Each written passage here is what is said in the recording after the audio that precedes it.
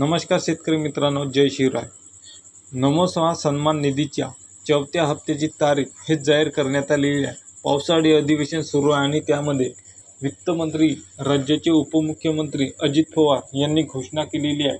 त्या अर्थसंकल्पामध्ये कोणती अशी माहिती आहे की ज्यामुळे सर्व शेतकऱ्यांना मोठी आनंदाची अपडेट हे मिळाले।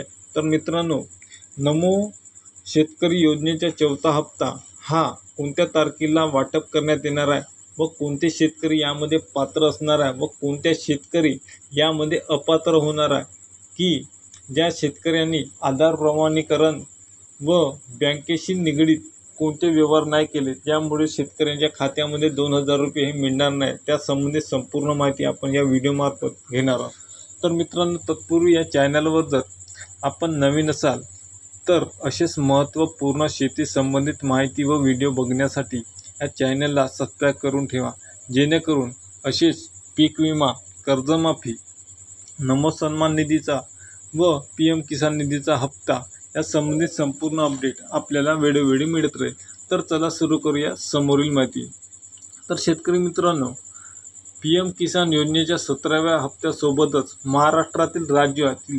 महाराष्ट्र राज्यातील नमो शेतकरी योजनेअंतर्गत पात्र असणाऱ्या लाभार्थ्यांना देखील या योजनेच्या चौथ्या हप्त्याचे वितरण हे केले जाईल, अशा प्रकारची माहिती देण्यात आली होती। परंतु शेतकरी मित्रांनो, चौथ्या हप्त्याचा निधी जाहीर केला गेला नसल्यामुळे राज्य सरकारला या चौथ्या हप्त्याचे वितरण PM किसान सन्मान योजनेच्या 17व्या हप्त्यासोबत करणे हे शक्य झाले नाही। त्यामुळे आता पुढील काही दिवसांमध्येच म्हणजेच जुलै महिन्यामध्ये शिंदे व फडणवीस पवार या सरकारला अंतिम अर्थसंकल्प सादर करण्यामध्ये या अर्थसंकल्पादरम्यान राज्याचे अर्थमंत्री अजित पवार हे नमो शेतकरी सन्मान निधी याच्या निधीमध्ये भरीव अशी तरतूद वाढ करणार अशा शक्यता वर्तवल्या जात होत्या। तर मग आज समोर आलेल्या माहितीनुसार जून महिना हा संपला असून आता जुलै महिन्याचा 10 तारीख देखील निघून गेलेली आहे। तर मित्रांनो, सरकारकडून नमो शेतकरी योजनेसाठी निधी हा जाहीर होऊ शकला नाही आणि जुलै महिन्याच्या आता शेवटपर्यंत म्हणजेच 20 ते 25 तारखेदरम्यान नमो शेतकरी योजनेच्या चौथ्याचे हप्ते वितरण केले जाऊ शकते, अशी महत्त्वपूर्ण माहिती हे समोर येतात।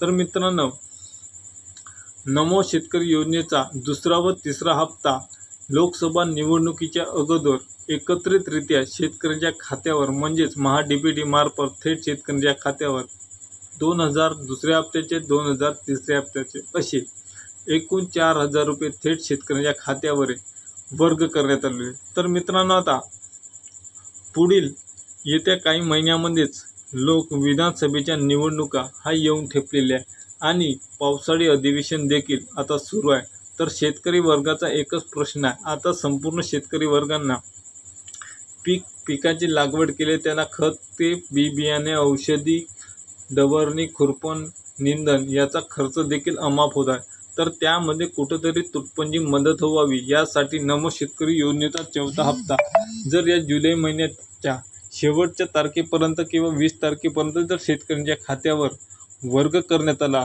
तर कुठेतरी तुटपुंजी अल्पभूधारक शेतकऱ्यांना मदत होणार आहे।